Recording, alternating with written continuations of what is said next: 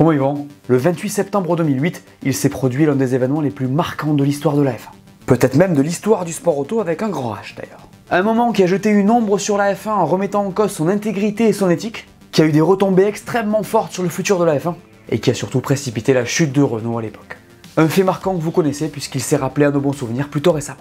Une histoire de remise en cause du premier titre de Lewis Hamilton par Felipe Massa, ça vous dit rien? C'est bien ce que je me disais. Mesdames et messieurs, je pense que vous l'avez compris, dans cette vidéo, nous allons évoquer le fameux Crashgate. Bouclez donc votre ceinture, accrochez-vous bien, parce que cette vidéo, vous allez vous en rappeler. Allez, on en parle? Et abonne-toi pour plus d'histoires de F1 comme celle-là. Clique sur le bouton rouge, la clochette, laisse-moi ton meilleur pouce bleu, installe-toi confortablement et profite de cette histoire.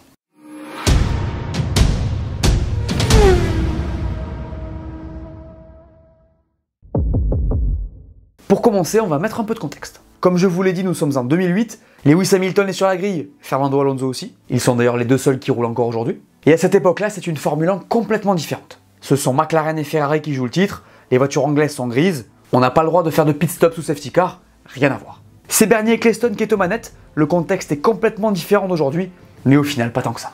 Et oui, le Grand Prix qui arrive est le vrai symbole d'un changement de vision pour la F1. En tout cas, il entame une évolution. En ce week-end de fin septembre 2008, la F1 découvre Singapour et inaugure le premier Grand Prix de nuit de son histoire. Vous comprenez mieux de quoi je parle quand je dis contexte inédit. Pour l'époque, on parle d'une révolution à tous les niveaux.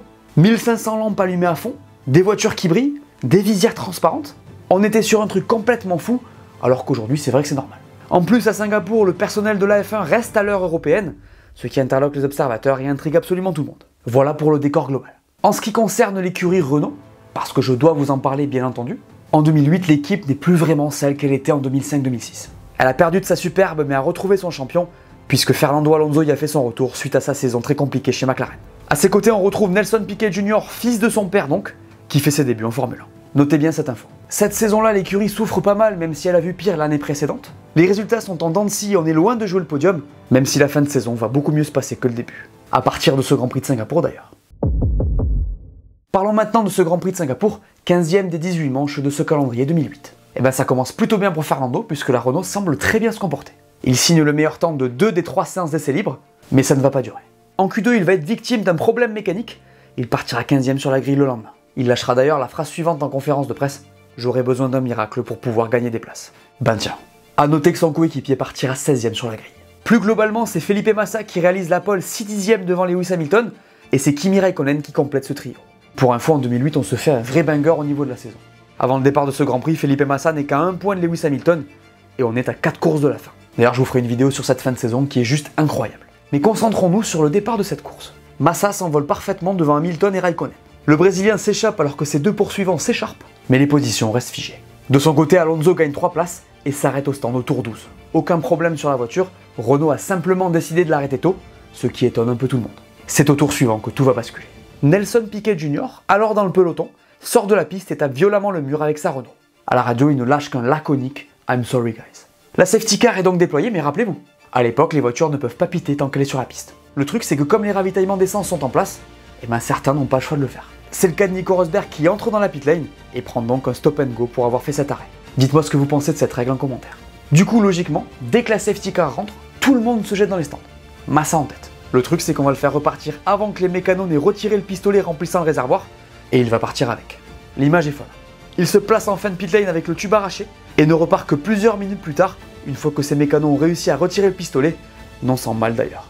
Lorsque la course reprend, Nico Rosberg mène la course devant Trulli, Fisichella, Kubica et Alonso. Le premier et le quatrième ont chacun une pénalité pour la raison évoquée tout à l'heure, les deux autres doivent encore s'arrêter. Vous l'aurez compris, c'est Alonso qui est virtuellement en tête de la course, qu'il prendra définitivement au tour 34. Il passera par les stands une dernière fois au 48e et gardera le lead en ressortant devant la Red Bull de Coulthard et la McLaren d'Hamilton. Une dernière safety car viendra le perturber, mais il ne sera jamais rattrapé et gagnera ce Grand Prix devant Nico Rosberg et Lewis Hamilton.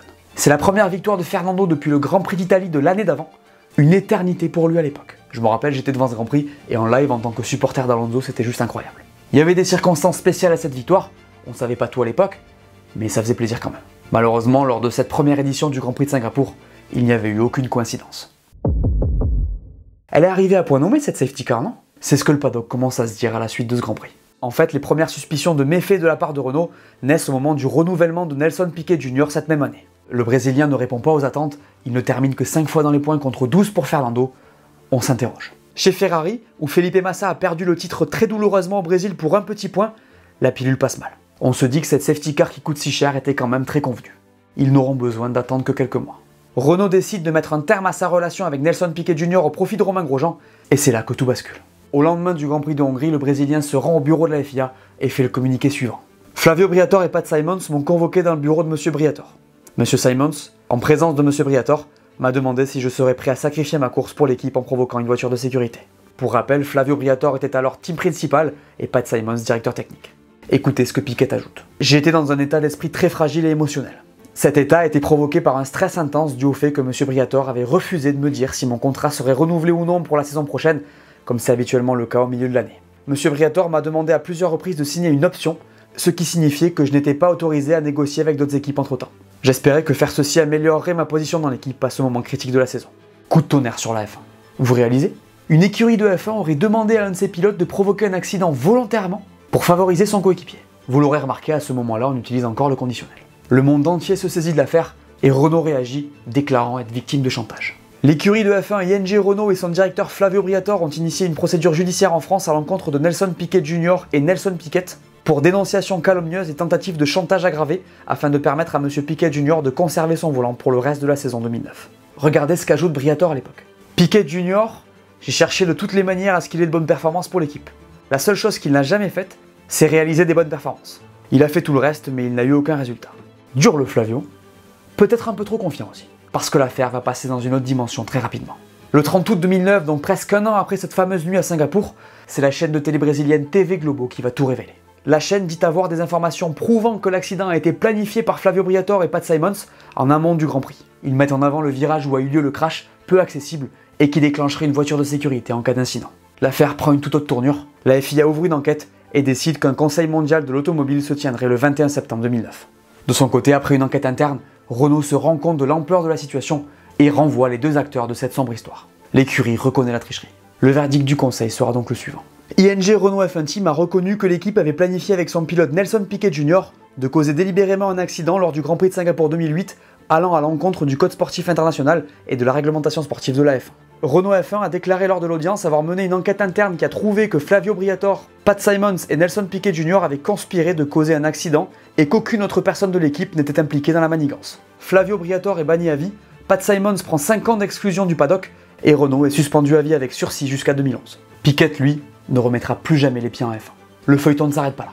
En octobre 2009, Flavio Briatore saisit le tribunal de grande instance de Paris où il accuse la FIA de manque d'impartialité. Il demande l'annulation de sa radiation et 1 million d'euros de dommages et intérêts. Même chose pour Pat Simons qui demande 500 000 euros de son côté. Et ben devinez quoi? Ils vont gagner. Les sanctions sont annulées et la FIA doit leur reverser respectivement 15 et 5 000 euros. Au départ, la FIA souhaite faire appel, mais ils trouvent un terrain d'entente. Ils s'engagent à ne pas exercer dans le paddock jusqu'au 31 décembre 2012 et à renoncer à leurs indemnités. Dossier bouclé. Mais il y a plusieurs choses que j'aimerais ajouter à cette partie. D'abord, il semblerait que la FIA était au courant avant les révélations de TV Globo, mais manquait de preuves. En fait, Charlie Whiting, qui était directeur de course à l'époque, avait depuis raconté qu'il avait eu la première info au Brésil en 2008 par Nelson Piquet Senior cette fois. Écoutez, au Brésil, j'ai parlé à Nelson Piquet. J'ai été son mécanicien pendant plusieurs années et nous sommes restés bons amis. Il est venu me voir dans mon bureau et nous avons discuté. Et puis, tout d'un coup, il a fermé la porte. Il a appuyé son pied sur la porte pour que personne ne puisse entrer et il m'a raconté ce qui s'est passé à Singapour. Il visait Flavio parce qu'en gros, l'essence de ce qu'il disait était « Flavio a obligé mon gamin à se cracher ». Je me suis dit « Waouh, c'est du sérieux ». Je ne sais pas à qui d'autre il en avait parlé, mais il m'a simplement dit « Garde ça pour toi ». En faisant ça, il savait que j'en parlerais à Max. Max Mosley donc, président de la FIA à l'époque. Voici ce que l'intéressé a déclaré sur l'affaire à ce moment-là. Nous avions sa déposition signée. Mais bien sûr, c'est loin d'être suffisant, car je savais que même si je produisais cette déposition avec toute l'histoire et que Nelson témoignait, la défense serait la suivante. Nous venons juste de le licencier, il est juste rancunier, il essaie juste de causer des problèmes. Manquant de preuves, il avait alors recruté des enquêteurs pour éclaircir l'affaire. Introduit clandestinement dans le paddock, s'il te plaît. On parle d'un truc sérieux. Au Grand Prix de Belgique, ils interrogeaient des gens pour l'enquête, et voilà comment ça se passait. C'est toujours Mosley qui parle. Ils ont été introduits clandestinement dans le paddock, car je savais que personne ne devait savoir, pas même Bernie Ecclestone, qu'ils étaient là. Car si Flavio l'avait découvert, il aurait pu tout arrêter. La première personne qu'ils ont convoquée était Alonso, et il a nié toute connaissance de ce qui s'était passé. Beaucoup de gens pensent probablement qu'Alonso savait, mais il est intéressant de noter que le commissaire principal, qui avait une grande expérience des interrogatoires, m'a dit qu'il était convaincu qu'Alonso disait la vérité. Donc ça allait. Mais la personne suivante qu'ils ont convoquée était Pat Simons, parce qu'il était l'une des 4 personnes impliquées. Et Pat, bien sûr, est quelqu'un de tout à fait honnête, Alors quand on lui a posé la question évidente, il a dit « Je ne peux pas répondre à cette question ». Bien sûr, dès qu'il a dit ça, c'était comme un aveu. Nous avons donc convoqué Flavio devant le Conseil mondial, et le reste appartient à l'histoire. La suite, vous la connaissez. Je remarque quand même le passage sur Alonso, qui contraste avec ce que déclarait Felipe Massa. Écoutez, bien sûr qu'il était au courant de tout, mais il ne me le dira jamais. Ça restera sûrement un secret pour toujours. Vous l'imaginez, Renault va énormément souffrir de cet événement. Dans le sport, il n'y a rien de pire que la tricherie, et ça va beaucoup impacter la marque française. D'autant plus qu'avant cet épisode, déjà au niveau sportif, c'était compliqué. La saison 2007 avait amorcé la descente avec une 3e place au championnat certes honorable, mais loin de la position qu'elle occupait un an plus tôt. Le passage de Michelin à Bridgestone ne leur avait pas réussi, et 2008 avait montré de grosses lacunes, je vous l'ai dit en début de vidéo. C'est l'année 2009 qui portera le coup de grâce à l'équipe jaune, à cause de leur niveau sportif, mais surtout à cause du Crashgate. Sur le premier plan, l'écurie ne s'est pas accoutumée à la nouvelle réglementation technique, elle termine 8e au championnat avec seulement 26 points. Par ailleurs, suite au Conseil mondial de septembre 2009, le sponsor principal de l'équipe, ING, va annoncer la fin du partenariat. Le sponsor se dit déçu de son partenaire, il sera d'ailleurs suivi par le 2e plus gros partenaire de l'équipe, Mutua Madrileña. Vous l'aurez compris, rien ne va plus chez Renault, qui va peu à peu se restructurer. En 2010, elle va vendre la majorité de ses parts au groupe Genii Capital, qui va décider de la rebaptiser Lotus Renault GP en 2011. Elle s'appellera ensuite Lotus F1 Team jusqu'en 2015, n'étant plus un constructeur à part entière sur ses 4 saisons, puis redeviendra Renault en 2016, avec une nouvelle structuration de l'équipe qui s'appelle aujourd'hui Alpine. En fait, quand on regarde bien, on se rend compte que l'équipe Renault a été mise dans un précipice duquel elle a mis énormément de temps à sortir. Mais les conséquences ne s'arrêtent pas, eux. Le grand vainqueur de cette histoire est un pilote que vous connaissez très bien puisqu'il est encore sur la grille. Il s'agit de Lewis Hamilton. Et oui, comme je l'ai dit, le Britannique remporte en 2008 son premier titre mondial pour un point, dans le dernier tour d'ailleurs au Brésil. Si Massa n'avait pas eu de problème mécanique et que la fin de saison s'était déroulée de la même manière, il n'aurait pas gagné ce titre. Après, c'est toujours difficile de faire ce genre de spéculation, et honnêtement, j'aime pas trop le faire. Mais vous voyez où je veux en venir. Il a probablement gagné ce championnat en finissant 3e à Singapour, et quand tu sais ce que McLaren devient après, dans un monde parallèle sans Crashgate, il aurait peut-être pas eu la même carrière. Après, encore une fois, avec des si, on ferait beaucoup de choses. D'ailleurs, le sujet est ressorti récemment, on l'a dit, Massa serait même passé à l'action au niveau judiciaire, mais il ne devrait pas se passer grand-chose, et le résultat de ce Grand Prix ne sera pas annulé. Je suis désolé pour Felipe Massa qui méritait à l'époque, mais c'est terminé. Le Brésilien est donc le grand perdant de cette affaire, d'autant plus qu'il ne retrouvera jamais ce niveau de compétitivité.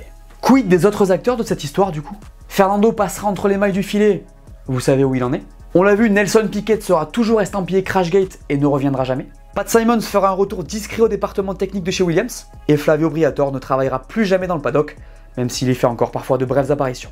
Vous savez maintenant tout du Crashgate, cette folle histoire qui a marqué la F1 des 20 dernières années. Cet événement a façonné la F1 moderne et laissera une marque indélébile dans son vécu. Vous me dites ce que vous pensez de cette histoire en commentaire? Voilà, merci à tous de m'avoir écouté, j'espère que cette vidéo vous a plu, laissez-moi un pouce bleu et dites-moi en commentaire ce que vous pensez de cette folle histoire. N'oubliez pas d'aller voir mes dernières vidéos que vous n'auriez pas vues, dites-moi tout, et on s'abonne. Allez, ciao!